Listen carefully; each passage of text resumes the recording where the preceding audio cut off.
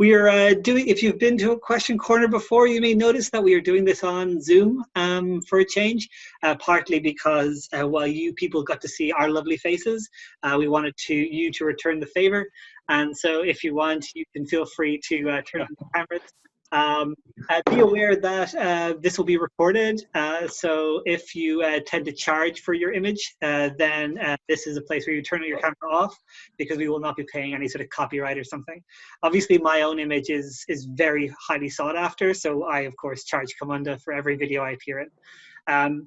As well as that, we will be using the chat, like usual, the local chat here in Zoom, to answer follow-up questions. You probably already know that we've had the Slido thing going for a while for questions in advance that we've been working on, and so but during the course of the question corner, if a question wasn't answered correctly, or if you or the one who created the question and perhaps you wanted we interpreted incorrectly, feel free to send us follow-up and I will eventually read through that. Alrighty, so let's see, Luca, we're fairly full now. Shall we get started, you think? Yep, then nods from Luca, great. So let us start off by I guess introducing us all. So we are more or less these three people. I am Niall, developer advocate with Camunda, also a bush with glasses in some cases. Also, we have our guest star, Mr. Bernd, the bread Ruecker, co-founder and chief technologist at Camunda. He's our one-off guest star, which I assume after I've introduced him as the bread, this will be for first and last appearance, I assume, Bernd. We'll see how well you react to that. And of course, we have, as usual, Nele for part of the consulting team here at Camunda. And our plan is that we're going to be going through the questions that you guys posted to us as they were upvoted and as we decide are interesting for us to check out. And then we'll answer them bit by bit. In some cases, we may require us to share some screens. That might happen, so some switching might occur. And after we finish some of the questions on Slido, we will then start looking at the questions here in the Zoom channel. This should last about 45 minutes in total, and hopefully that's enough to get questions answered. So that's me introducing everybody. Bernd, would you like to say a word or two about the kind of topics that you'd like to hear today? You mean the Bernd das Brot? Or exactly. No, I mean, I announced it on Twitter. I'm happy to answer any questions. So it depends really on what the people here want to hear about. I talk about, I mean, obviously Camunda quite happily all the time. I'm looking a lot around, let's say, modern architectures, microservices, serverless, these kind of things. That's kind of my special interest, but I'm happy to talk about other things as well. Awesome. So in order to get an idea of the kinds of people that we have here in this meeting, we've created a quick poll, which I'm going to launch right now, just to find out how far along you are with Camunda, to find out, do we have a very advanced group? Do we have some beginners? So you should see now in Zoom a poll there. Just feel free to answer the question based on your current understanding of Camunda and whereabouts you are, just to make sure that we get the right impression, or we give you the right impression of the detailed answers. No, there are quite a lot of people in production. There are, yeah. Yeah. Really good, yeah. Awesome. Not that I doubted that. No, yeah. Maybe you don't have that surprise in your voice next time you say that sentence, Bernd. I was more surprised to have them here in this group. Not that, like. Yeah, it's really nice to see a whole bunch of the folks who we see in the other chats come along. Nice to see that Mauricio has brought an entire football stadium. Very good of you. Okay, cool. So let's hopefully everyone's had a chance to read that and enter that poll. So let's check out. I guess we can see the results. I'll click on that. Great. So yeah, it looks like we got a good few, as Bernd said, a surprising amount of advanced users. We got some people who are just starting to take. So we have the perfect the perfect combination of beginners and advanced users. So hopefully that means the questions will be also quite broad in that sense. Okay, so yeah, let's kick things off, why don't we? I think I do have the questions, but it's complicated to get to them. Great. So for those who don't know, there is a link that we gave out on the forum that you guys could come, add questions and answer them. Right now, I guess it's relatively locked down, but as I said, if you want, you can add questions to the Zoom chat and we'll get around to them. I'll have that open while the questions are answered in case there is follow-ups to what we do. So one thing I quite enjoyed was the idea that Richard here asked a question, and I am going to say I'm 95% sure clicked this button 13 times, which is good. That's not a problem. It's not cheating if you're passionate about getting your question answered. I think this is a nice one to start off with because it'll be a nice discussion about performance. So I just double checked, you can't click it twice. I mean, you have to put a lot of effort into that to click. Yeah, no, that's why I'm saying, like, and that's why I'm so impressed. Like, you would have to start with multiple browsers, clear the cache. Like, this person really wanted the question answered. But which I think it's a great question. I mean, yeah, it's a really good question. So it's great. Yeah. So let's kick it off. So the question is, if everyone can see my screen, how to optimize for running 10,000 complex processes a minute, best practices for increasing performance on Postgres and 3 nodes, very specific. And apparently Richard has managed about 2 minutes for 10,000 processes. So Bernd, do you want to kick us off now with a few sort of assumptions or a few ideas that you might have? And I think the generic, like, can you talk to us in consulting answer is not applying here, right? No, it's not. I'm sorry. Because normally that, yeah, what we can do probably, it's the easiest. If you can open a new tab and go to the best practice for performance tuning, I think that's a good start. Yes. Oh, wait. What I'll do is I will leave this open and I'll actually just open in a separate window. Yeah, sure. And I can start talking probably already.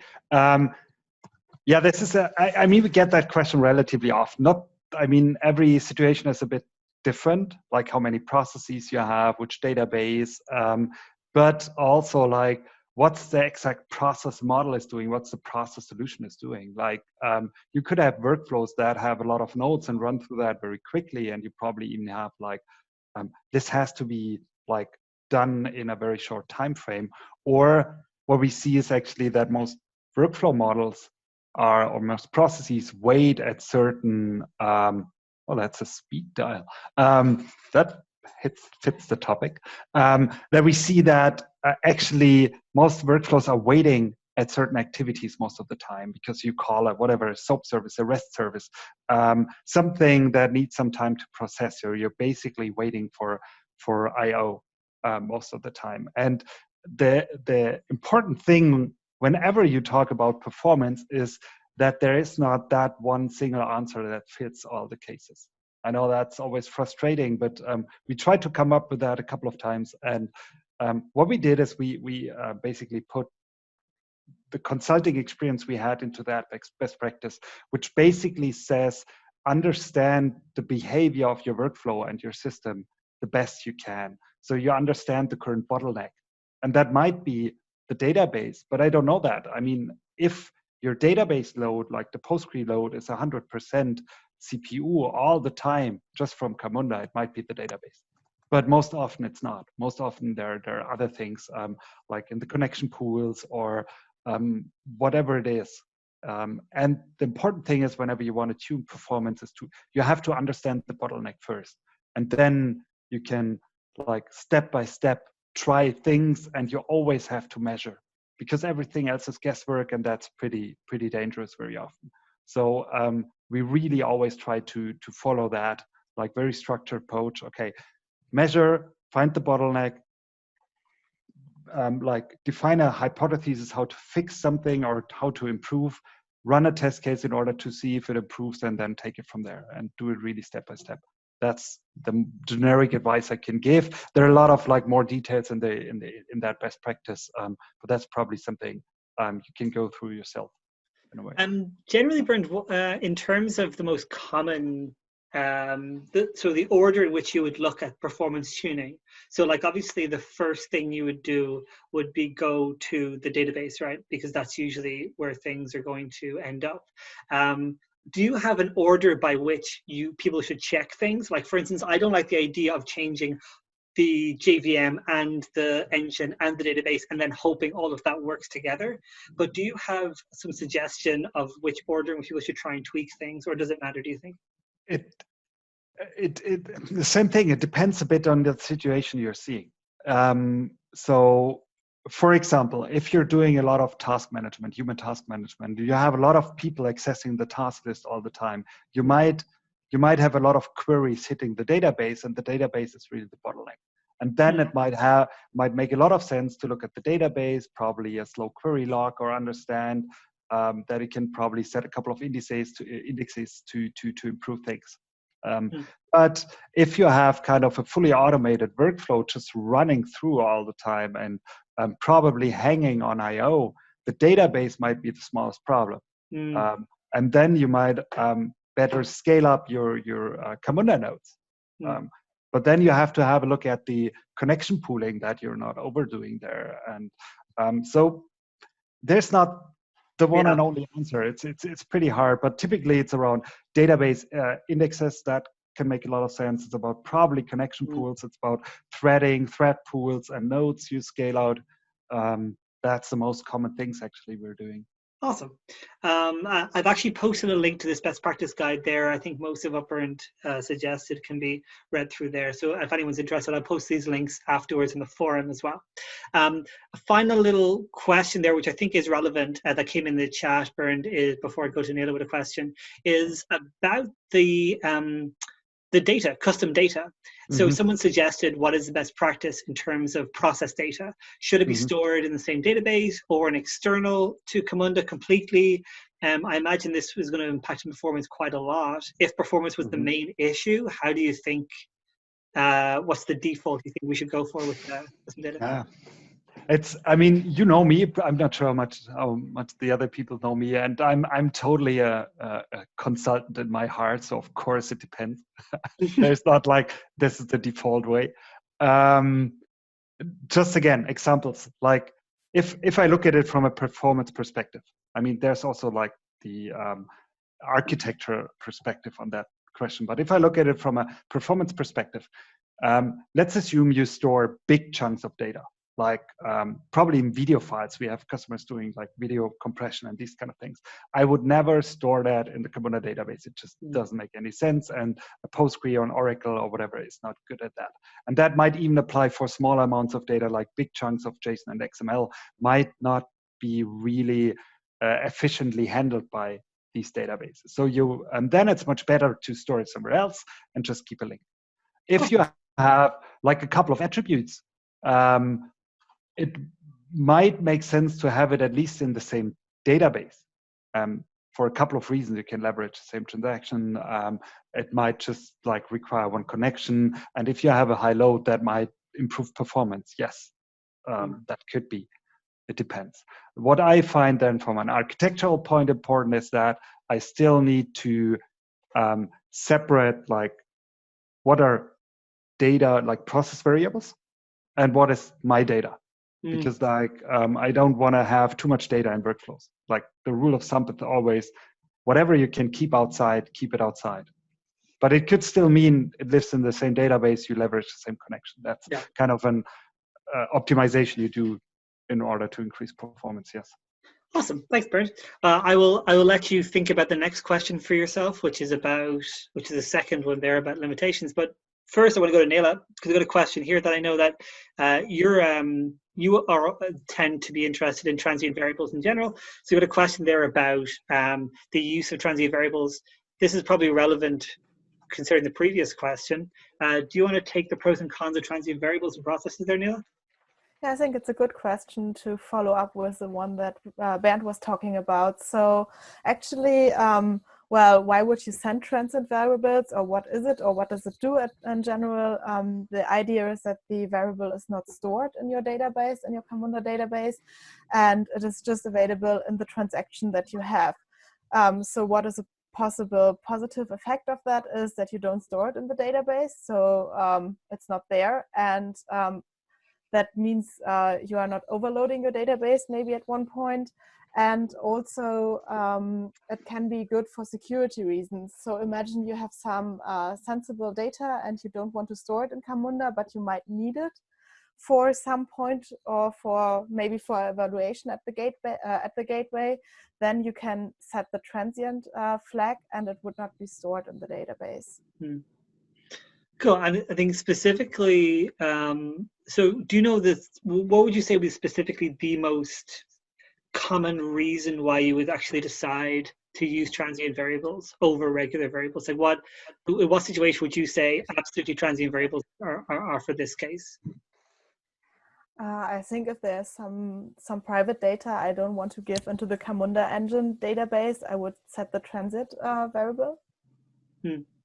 Yeah, it's a good idea. It's actually kind of maybe mildly forgotten about that. This can actually, you can start a process with a whole bunch of private data that is used to evaluate stuff, but never actually stored in the database. Yeah. I had a couple of situations in the past where people also like to do that for performance reasons, not to write things in the database. Yeah, if you have big objects, the first commit can be completely mitigated by just not storing it. Yeah, awesome.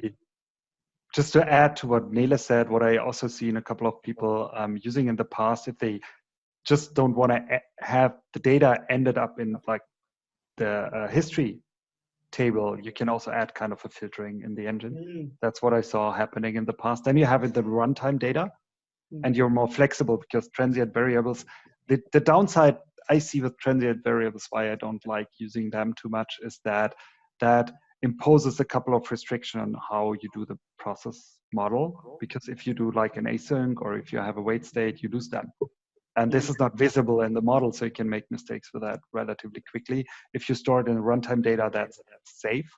And then if you filter it out before it goes to history, you can very often mitigate the security problem, because for most of the cases, it's okay to store it like for a small time frame. Not for all of them, but for some of them. Nice, Bernd. I'm actually going to jump straight to this question because I'm interested in your perspective on this, Bernd, because people who might have seen Bernd give talks before, you always tend to include RabbitMQ or Kafka or some kind of messaging in the architectures that you talk about. So I'm kind of interested in, is it recommended to do this? The recommended keyword there is an important one. Right. So can you maybe speak about that for a moment?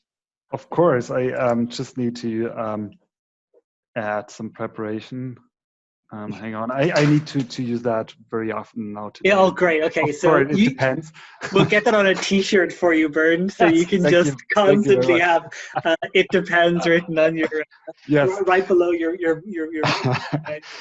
No, but let's do that in a couple of steps. So first, yes, overall, I think asynchronous communication like messaging is in a lot of situations preferable over synchronous communication like REST or probably in gRPC.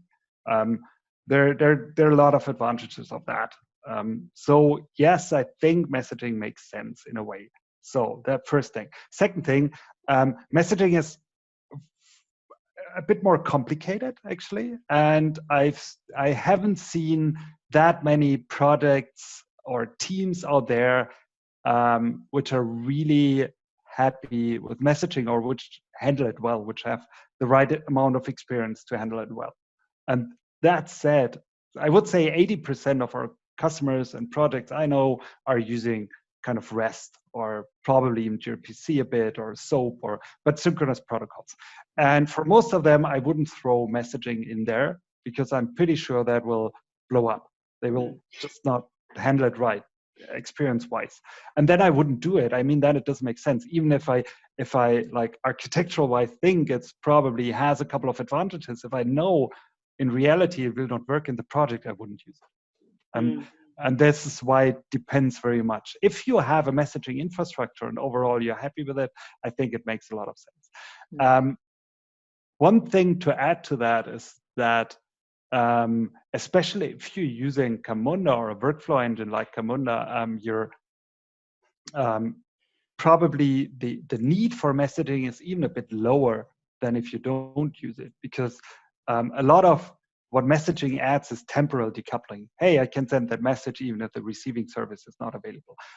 You can do that with the workflow engine anyway. I mean, either you do retrying on a synchronous call or you do external tasks, so you're doing polling on the workflow engine. So the need for messaging even is a bit lower with Camunda than without. Yeah. Can you speak about what factors might change to make you want to use messaging in an architecture with Camunda? So I'm gathering that by default, there's no need to include messaging because Camunda has a whole bunch of asynchronous stuff built into it. So what do you think needs to change within someone's design in which they should start thinking about using a messaging system like RabbitMQ or Kafka or something like that? So to back that, I think I would agree that the default is probably not to use a messaging system. I'm kind of feel fine with that, even if it always depends. But what does change? I mean, for me, messaging is especially then interesting if I look on a bigger scale, like an enterprise-wide scale of things. Like not I'm one team, not I'm a 10-person company, not I'm building a small piece of software, but I'm doing kind of an enterprise-wide system where I have to communicate a lot with services I never heard of. And in that scenario, I think messaging has a couple of advantages, because then you agree on a bus.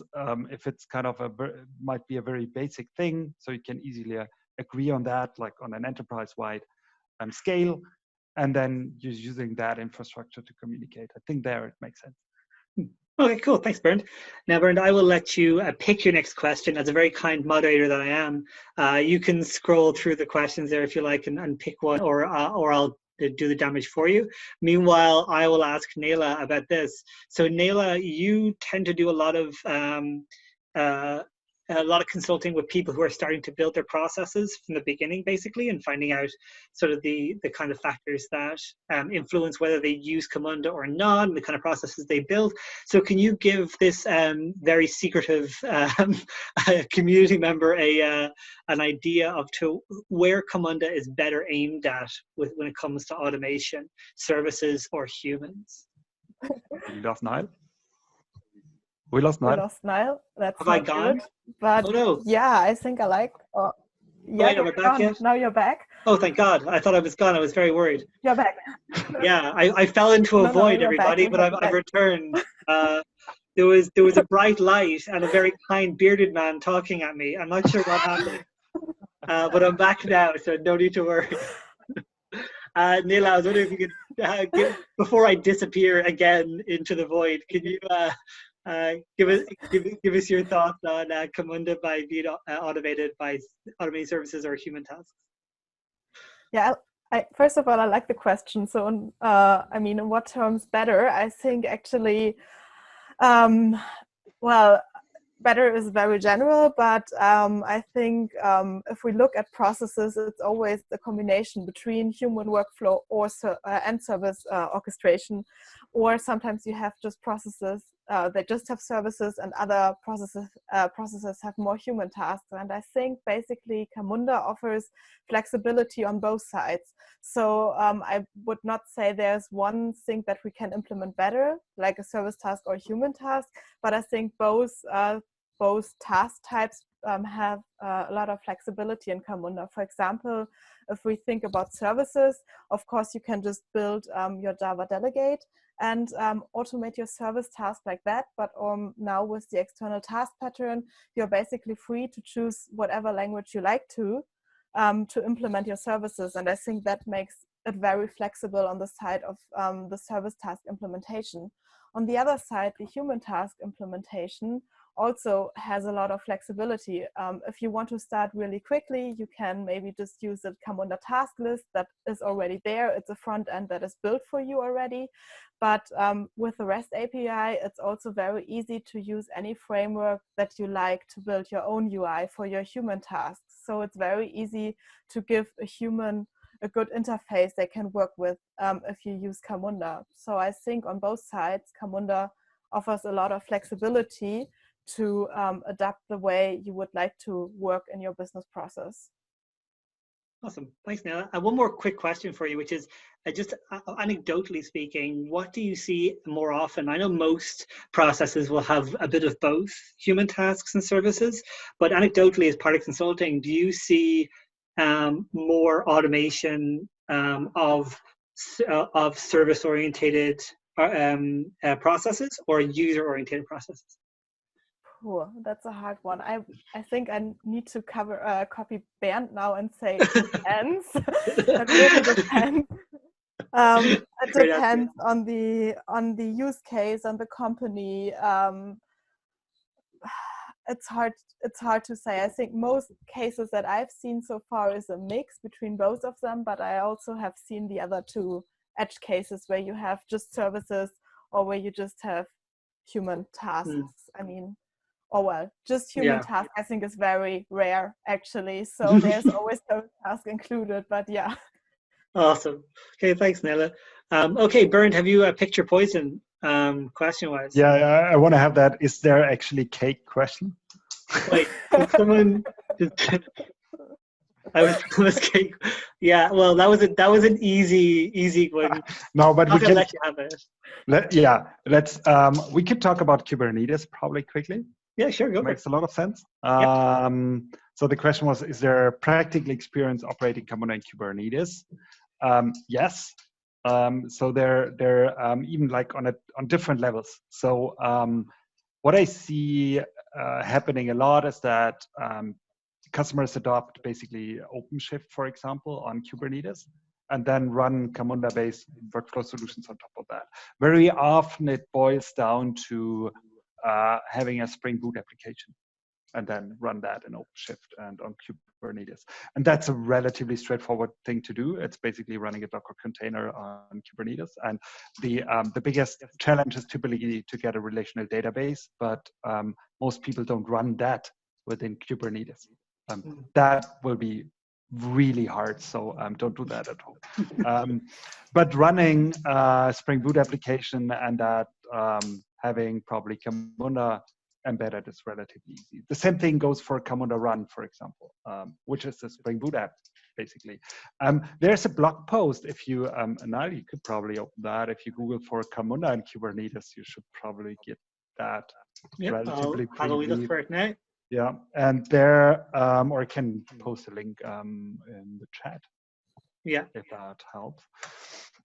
Which even looks a bit deeper into how to run in Kubernetes, because we're, we launched Camunda Cloud last year. We are in a early access program, so we are running a couple of workloads on production in the cloud, and we had a lot of learnings around Kubernetes, and some of them are already also in that blog post if you want to go deeper on that. Awesome. Since we're talking about Kubernetes already, I know that there's a bunch of people using Zeebe and Kubernetes frequently enough. I think there are Helm charts available and maintained for Zeebe, am I right? Yes, for Zeebe there are Helm charts. There's even a basic operator for Kubernetes. Okay. Do we have do we have the same amount of support for Camunda BPM as it comes to Kubernetes we do with Zeebe? Zeebe's more support? Yep. Yes, but for Zeebe it's much more. We built that with that cloud native mindset. So it's really a native integration in Kubernetes in a way, and you have to run more components in order to really scale it out. Because then you have a couple of nodes, you have a gateway, you have the broker, you have this and that. You need to attach a persistent volume. So there are a couple of things you have to get right in order to run it, which is a very different thing with Camunda BPM. The architecture is much simpler. You have the relational database, and then you have the engine as part of some kind of Java thing, and you run that, and you scale that out. That's a very easy concept. It doesn't scale horizontally, and it needs a relational database. But if you don't need to scale horizontally, and if you have a relational database, it's still easier to run on Kubernetes. That's why we don't have the same support, and I don't think we need the same kind of support. It's really run a Spring Boot app as a Docker container and kube.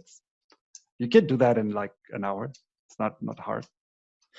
Yeah. Okay. That sounds good. I think I've seen a lot of success with both of the engines with that. Yeah. And also, of course, Optimize as well, and for enterprise customers as well using that.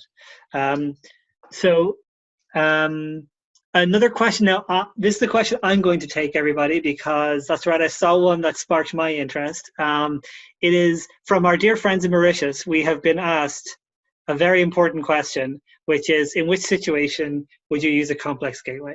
Now, this is a question which I love because there is literally no situation in the world I can think of beyond irritating me. I think if you wanted to annoy me, you would put a complex gateway in a process model. I think it was put in the standard for that exact purpose, and it works that way constantly. I'm not sure if Shurish is on the call, but Shurish is a community member that had a picture of me surrounded by complex gateways, which was a great nightmare that I will never forgive.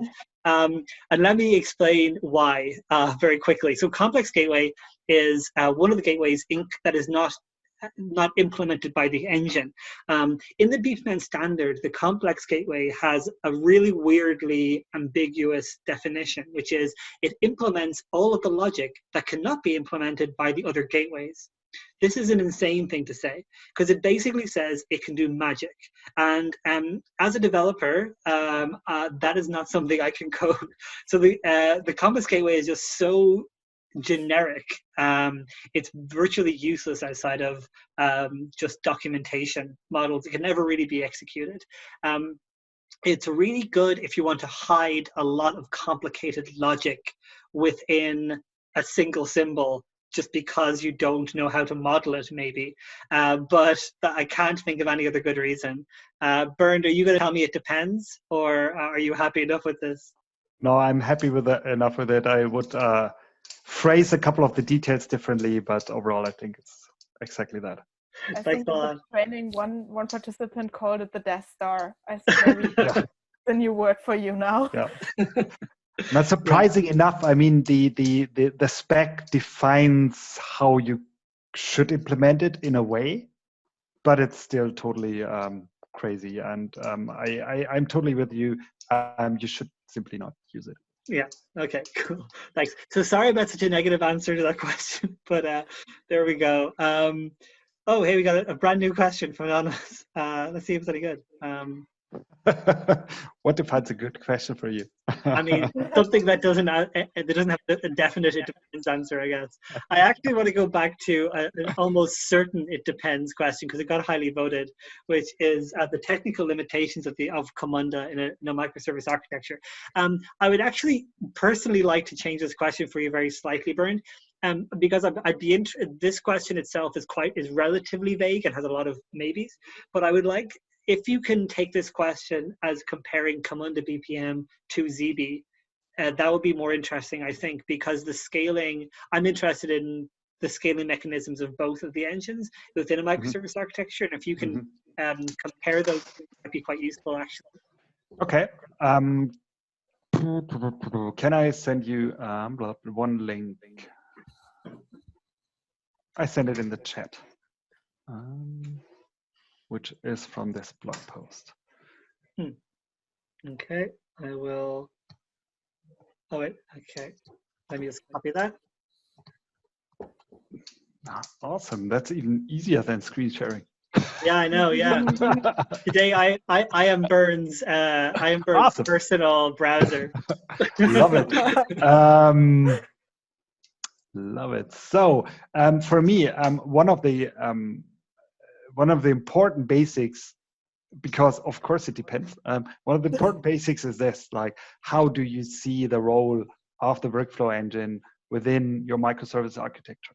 So you could see it like on the left-hand side and in the middle picture. It basically says, okay, I probably use a workflow engine within a microservice in order to implement that better, because it has to wait for things, has to do whatever it needs to do.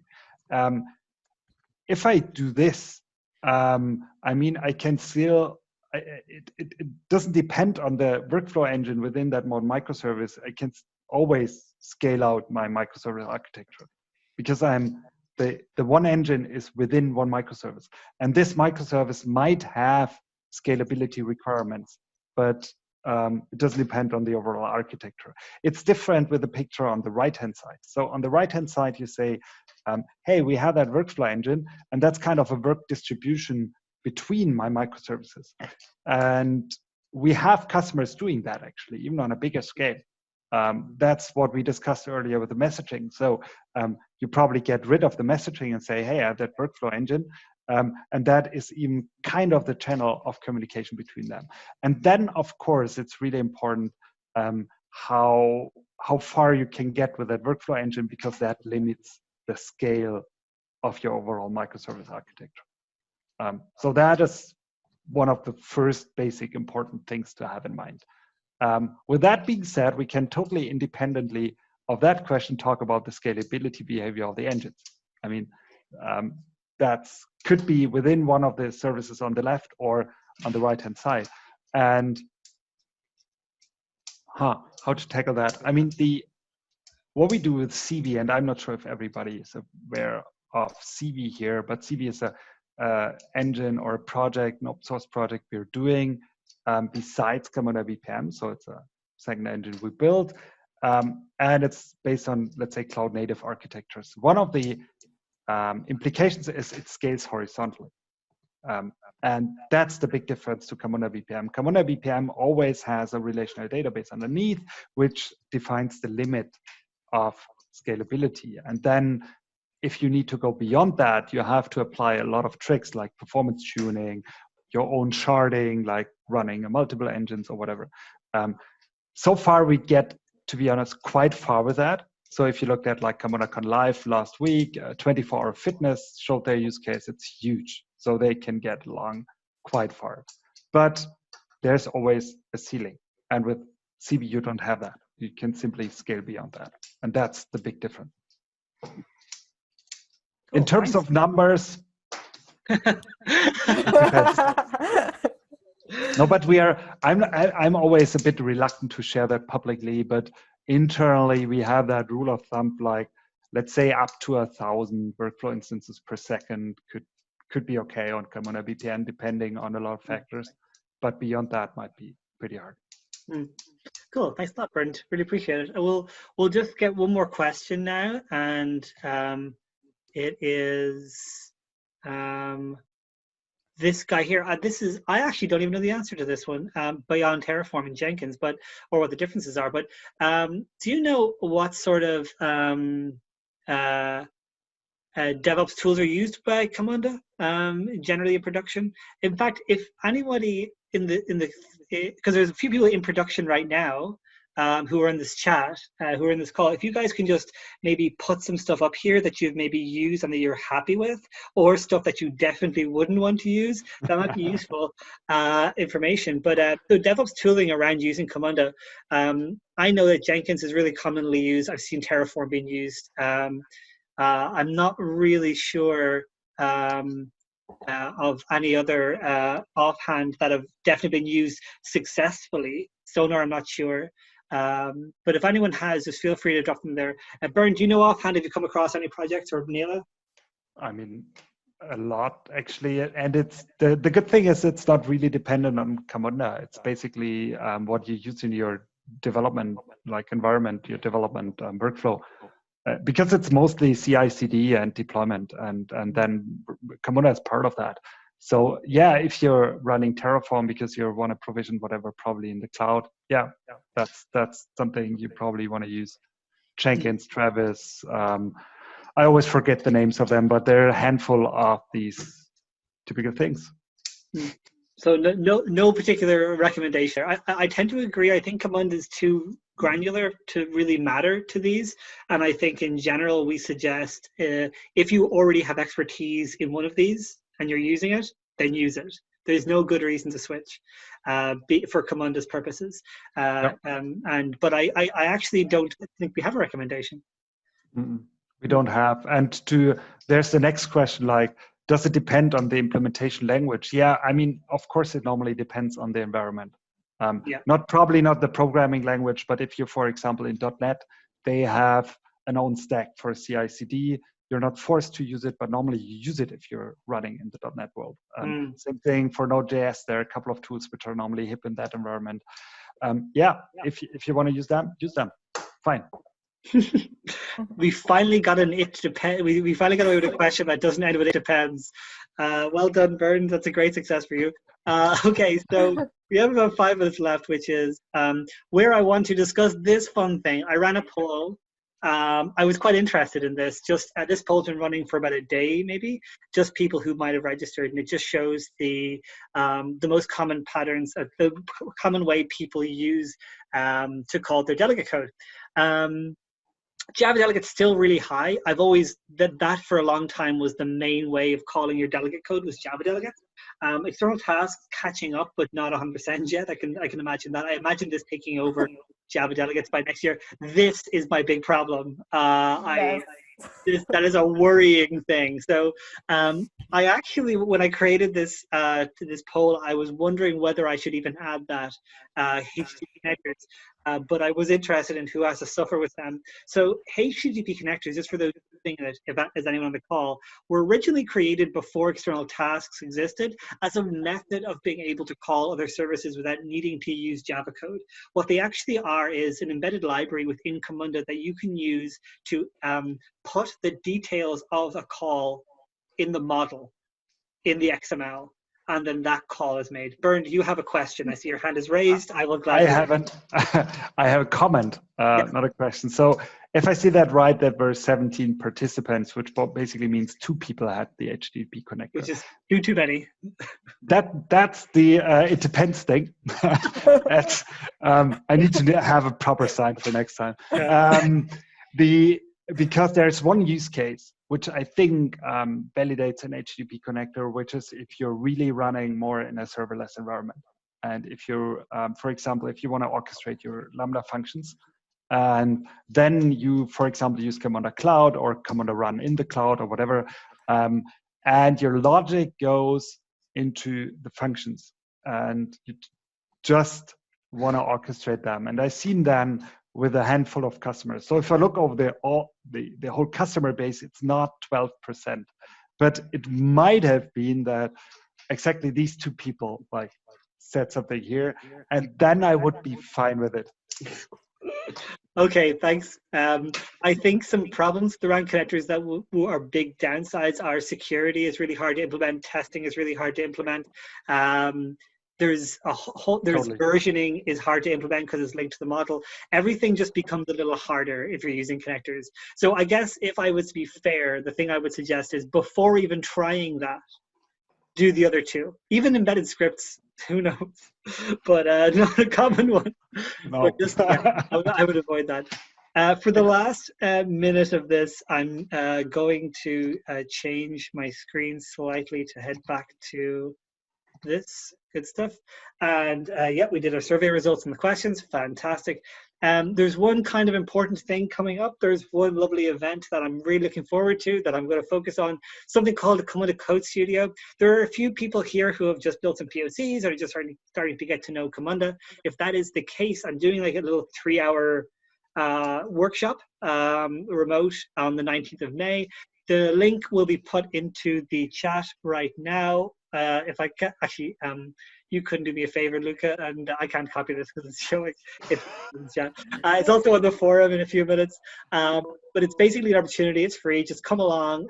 We'll basically be building a Spring Boot application, creating a process, creating some events within that process, and just getting going a bit with Camunda. It's very much a beginner-orientated thing. And we're considering doing a more advanced one at some stage in the future. But if you're interested in that, you can sign up. Seats are limited. I'm not sure by how much exactly.